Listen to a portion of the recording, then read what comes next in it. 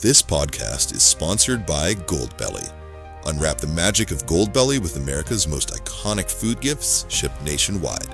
Whether it's the one and only Joe's Stone Crab from Miami, legendary steaks from Peter Luger's in New York, or decadent cakes for food icons like Ina Garten or Martha Stewart, Goldbelly has the epic gifts your friends and family will rave about for years. Use promo code GIFT for free shipping and 20% off your first order on goldbelly.com. Welcome to Complete BS, the official podcast of couch coaches everywhere. Not just football. It's every sport that ruins your parlay, wrecks your fantasy week, and still brings you back for more. Buzzer beaters, blown leads, and brackets and flames. Yeah, we're all over it. Unfiltered takes, armchair analysis, and enough bold opinions to fill a playbook. Hosted by Brian Schmuck, sports junkie, the Saban of stats, and your official voice of, I could coach better than that. Let's go.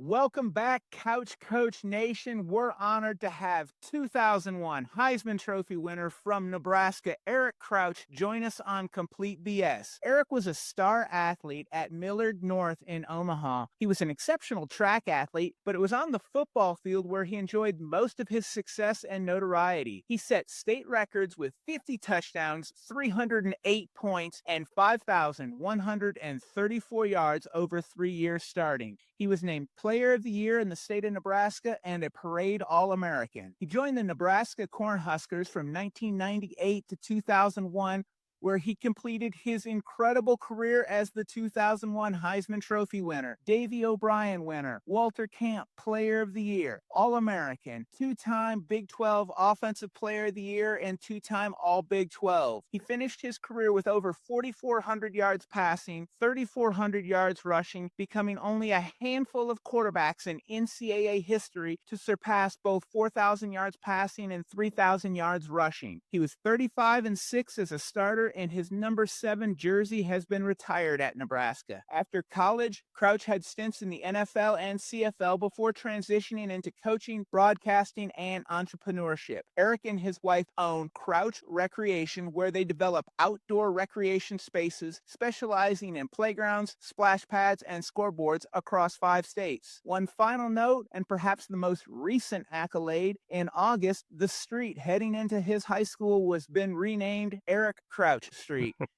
Eric, it's a pleasure to have you join us on Complete BS. Hey, thanks for getting in touch with me and put me on the show. I'm glad to be here today. Thank you. One thing I always start off with first, because it's always fascinating to me, is the recruiting process. So you were Player of the Year in Nebraska. Was Nebraska the only school that you wanted to go to, or did you look elsewhere? No, I did keep my mind open about college football. It was hard. Obviously, Nebraska in the 90s was killing it, but I decided to take some trips, and I went to a summer camp in Ohio State, in Columbus, Ohio. Then I went to Notre Dame in South Bend that year, and I kind of kept it between Nebraska, Notre Dame, and Ohio State once it all came down to it. So interesting enough, so Lou Holtz was the coach at the time in Notre Dame, and John Cooper was the coach at Ohio State, and Tom Osborne was the coach at Nebraska. So, of course, I'm getting recruited, and I finally make my decision to go to Nebraska kind of right before my senior year, just so I didn't have to, worry about that decision. I wanted it to be out of the way. Ohio State said, hey, maybe we'll play as an athlete. We're not sure if we recruit you as a quarterback or not, but they offered me a scholarship that summer at their camp. Happened to be one of the first players that they offered the scholarship to at the camp. John Cooper was not, one of those coaches that was at the time offering scholarships during summer camps. It was more in the season. And Walt Harris was the quarterback's coach at that time there at Ohio State. Well, I was very excited to get that offer from Ohio State. Same as Notre Dame, went to their camp, got back. Lou Holtz and Dave Roberts was the quarterback coach at the time, and they offered me a scholarship as an athlete. Well, Nebraska offered me a scholarship as a quarterback, and I'm telling you, I wanted to be a quarterback. So I really didn't have a choice. Had to really take that offer from Nebraska. But the funny part of this whole story was John Cooper, I believe John Cooper from Ohio State either resigned or was fired in 97. Tom Osborne retired in 97. So I was a redshirt freshman in Nebraska. And Lou Holtz retired from Notre Dame. So I'm telling you, it didn't matter where I went. The coach is going to be a different coach. But I had Frank Solich for really my playing days at Nebraska. And that was a blessing for sure. So it all worked out. We're going to get to both of them. First, I want to touch on Coach Osborne, one of the legends of college football and an icon in Nebraska. Tell me a little bit about your relationship with Coach Osborne. Well, I mean, he's a tremendous coach, person, and a mentor, really. And, really a lot of why I went to Nebraska was Tom Osborne and Turner Gill, really. And, those two guys recruiting me and being able to just be beside them throughout my college career. It was one of those things where it wasn't all about football with Coach Osborne. It was more like, hey, we're going to make sure that he graduates. We're going to make sure that he's going to become a man at Nebraska. He's going to be looked after and cared for. And I think that's really what sold, my parents at the time that this was the right place for me to go. And again, no regrets, no looking back. It was the right choice.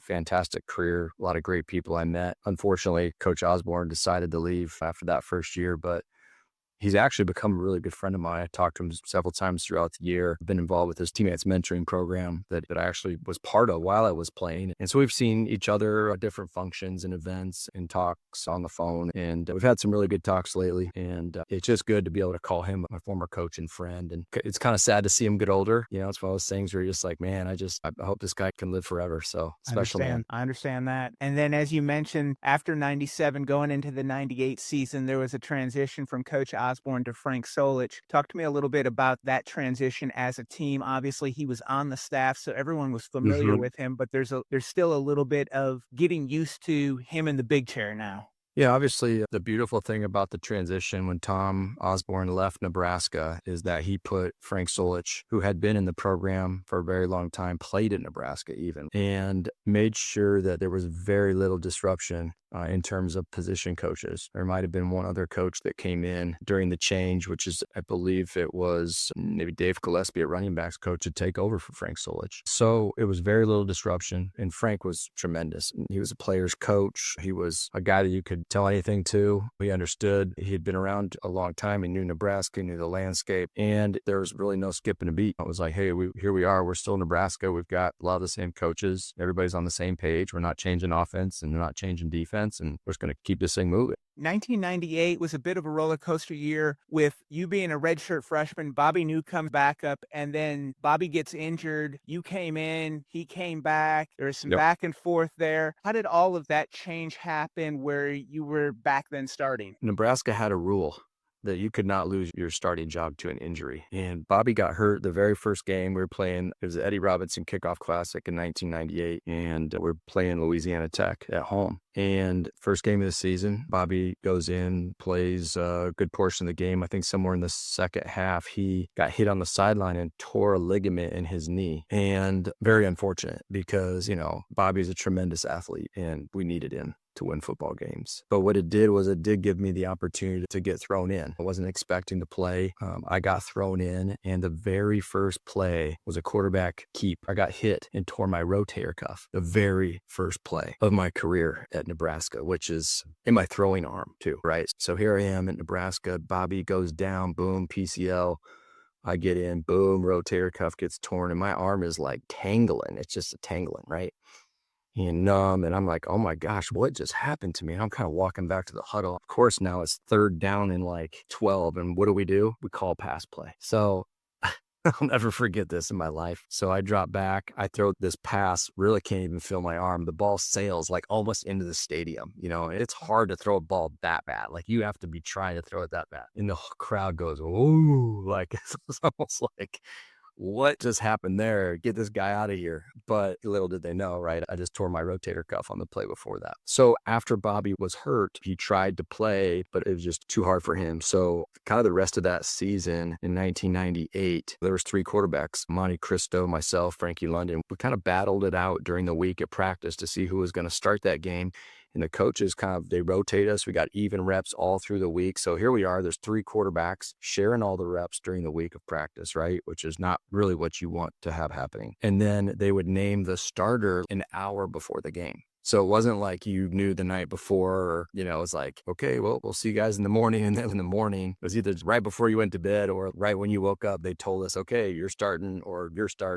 So I ended up playing, I started 8 out of those 11 games. I played in 11 games my redshirt freshman year, but started, I believe, 8 of those games. I got quite a bit of experience. And then season ended, we ended up like 9-4, which was a bad year coming off of a national title win. So now I'm going into my sophomore year, like the off season, we were competing in the spring, Bobby and I, for this position. And the rule was you really can't lose your job to an injury. But what had happened is I'd got so much experience. I played in 11 games. I started 8. There was a lot of film on me and a lot of experience that I had that Bobby really didn't get a chance to get because he got hurt. So they gave the starting nod to Bobby. And really, I had to think about it. I was like almost ready to leave Nebraska or quit playing football. It just hurt because I really thought the team was behind me in a lot of ways. And anyway, their idea to get me on the field was to put me at receiver. So I spent 2 weeks in the receiver room and with Ron Brown, great coach, good friend of mine. And he's actually still coaching in Nebraska right now. And Ron put me in a receiver a few plays. And then I got 1 series at quarterback. So they were going to give me 1 series at quarterback a game. And I remember coming in the Iowa game, which was the first game of the season. So the plan was I'm going to get a couple snaps at receiver, but hey, you're going to get a chance to go in at quarterback at some point in the first half. You'll get a series. And that was kind of the play. So I got my chance to get in and I ended up playing more than a series in the game against Iowa. Same thing. I think the next game we were playing against California at home. Same thing. Bobby, you're starting. Eric, you'll get a series sometime. Well, what had happened is I got in at receiver. Bobby threw me a touchdown pass. I get in at quarterback. I threw a touchdown pass and ran one. And then the next day, my name was in the paper next to Johnny Rogers, saying it's the last time it's happened at Nebraska was,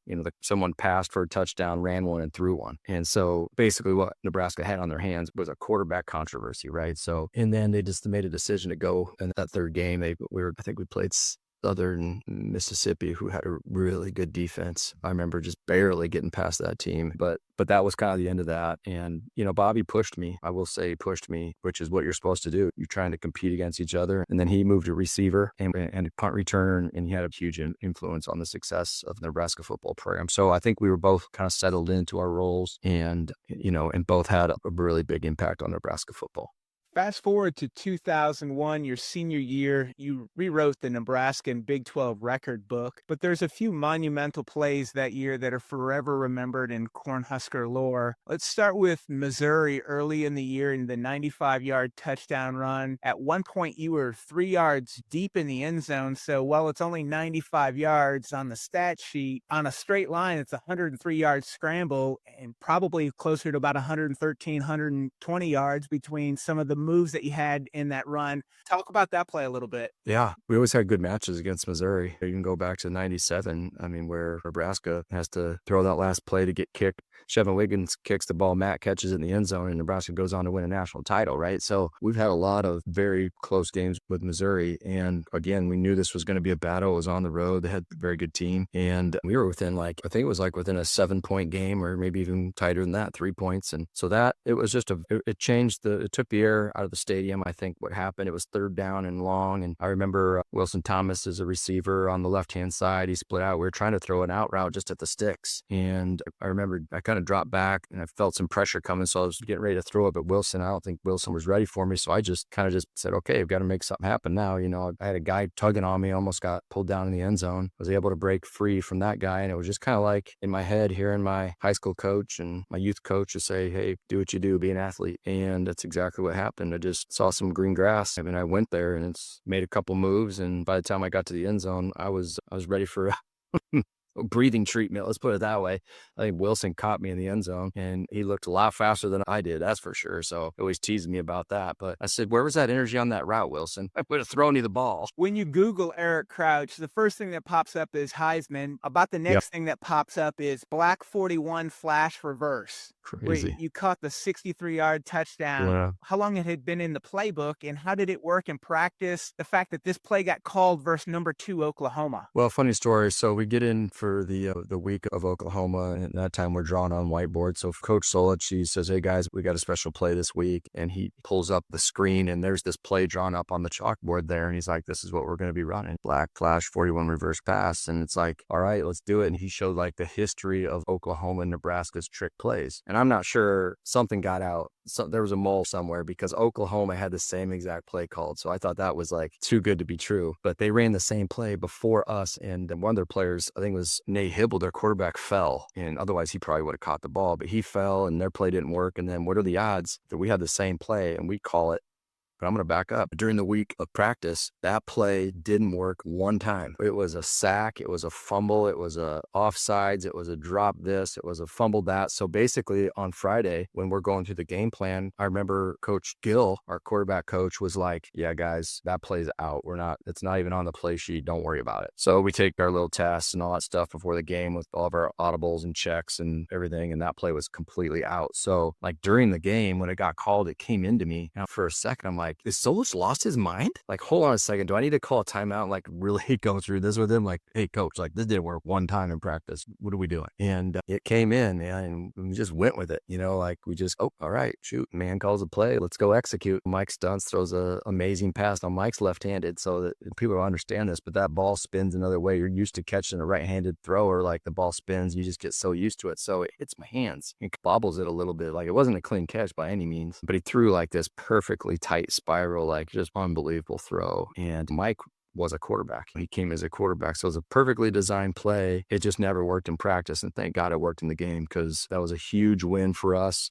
It was a huge win for Coach Solich, and it had a major impact on probably winning the Heisman Trophy. You mentioned calling an audible. How much autonomy did you have to call audibles? But then when you called an audible, you came back to the sidelines and the coaches said, where did that come from, either good or bad, because of how the play came about? Yeah, we didn't have the headsets and all that, so it was a lot of signals and things at that time, and we had a lot of autonomy as a quarterback in Nebraska, looking at the defensive line, the linebackers. We were running options, so we were seeing where the safeties were they down or back, or was that linebacker, that tackle get to that linebacker? Was the end off enough? We'd have signals where the tackle was tapping his hip. He was kind of telling me that he thought he could get him, things like that. So there was just these things that were happening, and I don't think there was ever a time where they actually questioned it. We were pretty prepared on what we were going to call, what we saw. So if I saw something, I had the flexibility to kind of go to a handful of plays that we thought were really good plays into a certain look. So it was really just a matter of what I thought, what was I seeing at the time, and what I thought would work. I didn't have full reign to say, okay, hey, let me just throw the bomb right now. Like there was a game, there was a plan. And so we stuck to that plan, and I appreciated having that flexibility. And it just made you more of an offensive coordinator as a quarterback out there trying to really see the whole picture and then have the confidence in yourself to go ahead and make the change if you needed to.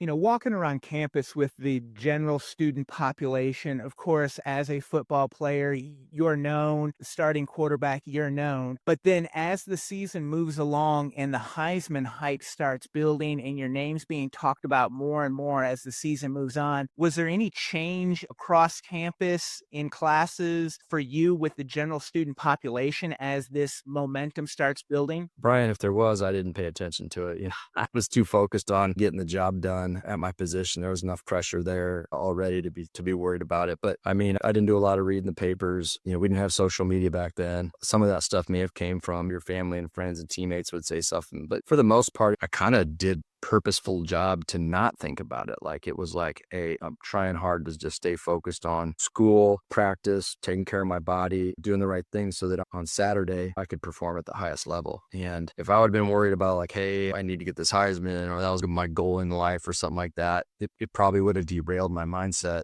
And I would have been thinking about other things than making sure that I got the right play called in an audible, or leading a team and being positive on the sideline or in the huddle or something like that. I don't know how guys are doing it right now with all the social media, and there's just so much hype around it, right? On everywhere you turn. It's got to be a big challenge today for these players. Before we hop into the Heisman week, I'm going to fast forward to just after college, and you're on the cover of the NCAA College Football 2K3 for Sega. How surreal is that? I mean, not a lot of people are on the cover of a video game. It's really cool, actually. Like I played video games. I thought it was fun. I loved it. It was just one of those things where as a kid, I loved football. Football is a passion of mine, and it always will be. I love the game. And to have some of these things, the awards, the career at Nebraska, being able to get paid as a professional and play the game for as long as I did afterwards, I think is just surreal. And I'm very blessed and very fortunate. I'm very just thankful that I had good people around me. But the game, the Sega, I don't even know, is that even a thing anymore? So yeah, but it was cool because like when that happened, they took me out to Northern California and hooked me up to all these sensors and stuff. So like during the game, it's actually my body making the movements in the game. It wasn't like something that they had to create. It was was built off of my movements, which I thought was really neat. And that technology at the time was just fun to be part of. So yeah, no, it was cool. I have a stack of those games down in my basement. I don't know what they're going to be used for, but you never know.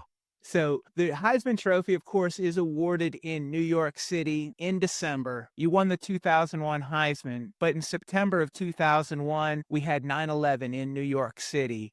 So you're there 3 months after that. Was there ever any discussion about not going to New York? What were some of the preparations and protocols in place for you guys as the Heisman finalists, and then your time there in New York City? Yeah, I mean, it was a crazy year, 2001. And when it comes to football, right? I mean, I didn't know if we were going to be playing in another game or not after all that happened. Just the things were kind of shut down, and football was kind of like the last thing on your mind. It was more like, are we safe as a country? And then things kind of bounced back in a way of, no, we're fighting back. And then the attitude quickly came back to like, we're a country where we're going to just continue to move forward. And then that country mentality came down to like, hey, this is Nebraska football too, right? Like, and we get this like ability because we live in a free country to play this game and play this sport. And we're going to go do it the best that we can because we have this luxury, right? This is made possible by the people that are fighting for this country. And it just put things into a different perspective. And at one point you're playing for so many things that were so important. It wasn't just about your teammates, but it had a lot to do with first responders and military and people that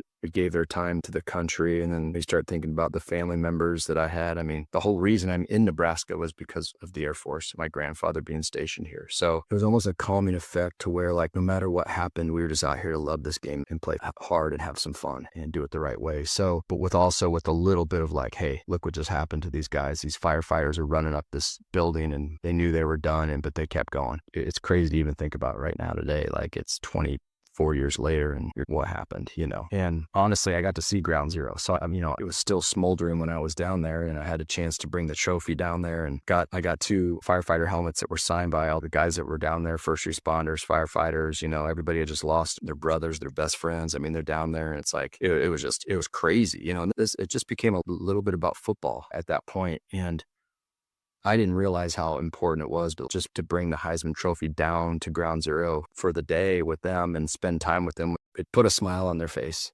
because it was a bright spot. And I was just happy to be able to do that. I got some amazing photographs from that day and incredible memories. And yeah, it always comes back to like, it wasn't about me, and when it comes to the Heisman Trophy, it wasn't about anything that I did, but it was just people around me and what was going on. And honestly, I think that had something to do with me winning the Heisman Trophy, because it just put my mind into a different state, and I was able to really get some energy from that and use it in a positive way. So the Heisman presentation, of course, it's an hour long or so production. You've got you and Rex Grossman, Ken Dorsey, Joey Harrington sitting there for an hour as it's just going on and the interviews with everybody. What's that hour like? And are you just sitting there thinking, come on, get on with it?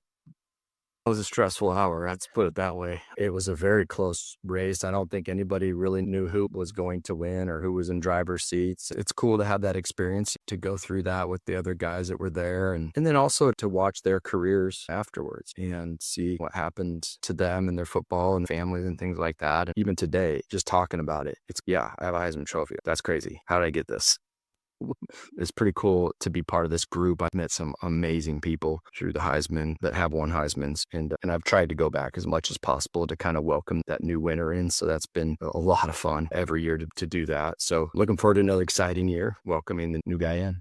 A lot of people may not know this, but they actually give 2 Heisman trophies. It started with Steve Spurrier. When he was awarded the Heisman Trophy, he said he was going to give it to his school so that everybody could share in it. And so the Heisman Memorial Trust gave a second one so that Coach Spurrier could have one as well. So I know Nebraska's got one. What are you doing with yours? Well, first of all, hats off to Coach Spurrier for doing that, because that started something special. I think it's awesome that the university gets to have one as well. They should. With mine, I've kept it like in its box. I know it's a bad thing to say. I haven't really created an area in my house for it. I've had it out sometimes. I've taken it to several charities for raising funds and things of that nature, but I've never really displayed it on the mantle or anything like that for too long. Now, I guess I take that back. It's been a few places, but it doesn't have like a home in my home. I guess I should say that. Sure. I asked you before we started talking, you mentioned in your speech your mentor, Jim Brown, and I just wanted clarification if we were thinking of Yeah. the Hall of Famer NFL running back, Jim Brown. So you mentioned a mentor, Jim Brown. Tell us who Jim Brown is Yeah. to you. Yeah, so it's not the Jim Brown that you're thinking of. Jim Brown was a radiologist in Omaha, Nebraska at the time, was my first coach ever on a basketball team when I joined a basketball team in third grade, who worked actually with my mom at the hospital. So I got really lucky, man. I had some amazing people in my life starting at a very early age. And I think that had, you go back and you look like, why did this happen to me? Like what were some of the things that, that God put in front of me? And Jim Brown, John Bird, Dan McGlynn, these guys are my very first coaches, and they just made me love competition and love sports and love being around a team and showing you the love that they needed to keep me interested in sports. Because I don't think all coaches, I've been around it, but some coaches just, they're more in it for themselves, and I think what was so cool was these coaches were really cared about us. And then I got fortunate too with the youth football coach, George Conley. He was my first football coach, and George was an amazing coach who always used to call me quick feet, and it was quick feet, and gotta have quick feet. And it became a thing. And all of a sudden I'm thinking in my mind, like the psych part about it, like, yeah, I better have quick feet. So my feet were always moving, right? So then I got really lucky in high school. Fred Petito, an amazing coach. And then we talked about the Nebraska story with Turner Gill, Osborne, Frank Solich, the whole thing. And so, I really had some really amazing coaches and people around me that were just big supporters and taught me how to compete the right way. Big part of why I've gotten to where I had in my life. So it just set the stage for not only just things to be successful in sports, but really just, I think, the ability to succeed in life, dealing with adversity and giving your best and being a good teammate and a good leader and being able to just communicate. So I think those are the things that I took away from, there's subtle things from everybody, but a little bit from everyone kind of formed who I am. You're absolutely right about that. As a Heisman winner, you get a Heisman vote. The award is often talked about as a little bit of a quarterback award. We had Travis Hunter last year, so obviously not a quarterback. A lot of times it goes to a quarterback on the top team. How do you as a voter go about evaluating players when you're trying to make a decision each year? Who am I going to vote for the Heisman Trophy? Yeah. Obviously, they've got to be a difference maker, I think, on the field. They've got to be able to show that that they can pretty much take the game over themselves if they need to. I look at some of the harder games. It's easy to look at all of them as a whole, but like the ones that really matter, the ones that are maybe trap games or games that they're tough matchups or games that are high profile games. And a lot of that comes down to the end of the year, this time of year where, guys start settling in. There's more riding on a win and a loss. And then the hype is right there behind it too. So, you've got the hype that you're trying to block out, but you still got to perform and play this game at a high level. And it's not always winning. You don't have to be an undefeated. I don't look at all the wins and losses per se, but it is a factor. I wouldn't say it's the only factor. I voted for defensive guys. I voted for running backs. Just because I'm a quarterback doesn't mean I go voting for quarterbacks all the time. I've spread my vote around and in different conferences and different teams. Like, you're from Nebraska. How I voted for Travis Hunter last year. People might want to rip my head off here in Nebraska or voting for somebody from Colorado, but I did it because he deserved it. He was the best player on the field, and he was going both ways. What he did was amazing. Like, you look at it and you're just in awe of how many snaps he took and how well he played and at the level. And so, there's a lot of things that I look at, and I'm glad I got a vote because it's fun to use it. A couple of questions here on the greater college football landscape. How do you feel about realignment? You played in the Big 12, but Nebraska, they're a Big 10 team now. Mm-hmm. Yeah, realignment. Well, it's changed. The landscape of college football is different. There's been so much change. It's hard to even put my head around it. But I never played in the Big Ten. We played some Big Ten schools. We played Iowa. We played Northwestern. Probably got a few others in there too. But honestly, I'm just not a huge fan of where it's going right now with the big buyouts on the coaches and the portal I do think NIL is great for the players, but I think it's getting out of control a little bit. So I don't know. I just a little bit concerned about where college football is going at the time. They're talking about the playoff game and things like that, changing to 16 teams. And I think that will have an impact on conference titles and rankings and more movement, I think. I don't think it's over. I think that we'll still continue to see quite a bit of change every year. And I don't know where we end up with college football, honestly. But hopefully they get that under control at some point. I still think that it's important that these are students, they're student athletes, and hopefully the education piece is still more important than the football funds. So, that's the gold standards to walk out of there with a diploma in hand. Absolutely. One of the things that I can't imagine being a college coach in this environment, because I don't think that the calendar is sustainable for college coaches with the full season. And then you've got December recruiting, signing day now being in December when it was in February. You used to have recruiting visits in January. Now those recruiting visits take place in June. So that's not a downtime for coaches. It's constantly evaluating. You've got the portal. Do you see a lot more coach burnout happening as this calendar is just nonstop now? Yes, absolutely. I know that's why they're paying them the big bucks. It's a demanding job, right? I mean, the stress level is outrageous, and they're getting thrown into this thing. It's not their fault. I'm not faulting coaches at all. I mean, you gotta roll with the punches here, and this is where it's at. And it's tough to have to re-recruit every year your team. You know, backups used to play a lot. Well, now sometimes they're maybe thinking, hey, I don't want to get this backup in, so if he gets on film, then he's gonna be gone. Or we're not having spring ball anymore because I don't want my spring tape to get out. And then there's this recruiting period to where they can pull my players. It's different, right? It's just there's so much out there that affects decisions, and it's a different time. There's no doubt about it. And I don't know where it's going, but I'd like to see it become still like that pure football, time where kids are playing this game. They're getting paid kind of what I'd say reasonable. And then look, man, if your NIL can take you other places, then so be it, right? That's the beauty of it. I'm not mad I didn't have it. I'm happy I got the scholarship and was able to, I had free meals and everything, man, out of that deal. It was great. So they fed us well, and we got paid that stipend for monthly rent, which was like $400.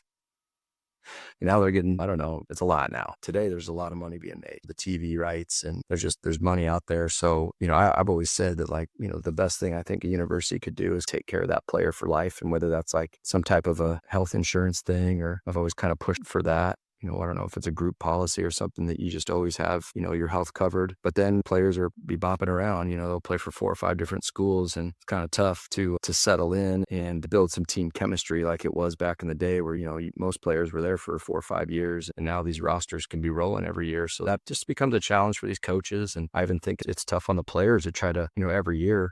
I don't know what the stats are in the last 2 or 3 years, but there's definitely been a lot more movement. Final question before we let you go. You wave a magic wand and you're the commissioner of college football, and you may have touched on it a little bit there. What's the one thing that you would want to see done, changed? It can't be undone. Once you say it happens, that's it. I think as the playoff grows, I don't know how much the conference title means. So I think maybe you do away with the conference titles and you just go divisions with ranks, and you get in the playoff that way, because it seems to be it can only hurt a team going into that conference title that's ranked high. And I don't know if that's necessary. Understood. Well, I want to thank my guest, Eric Crouch, for joining us today on Complete BS. Remember to head over to www.couchcoachnation and join the nation. You can follow Complete BS on X and Instagram, and make sure to like, share, and subscribe wherever you get your podcasts. Thanks for listening to Complete BS. Be sure to subscribe, share, and follow us online.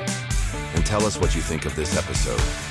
Use hashtag CouchCoachNation, and let's keep the conversation going.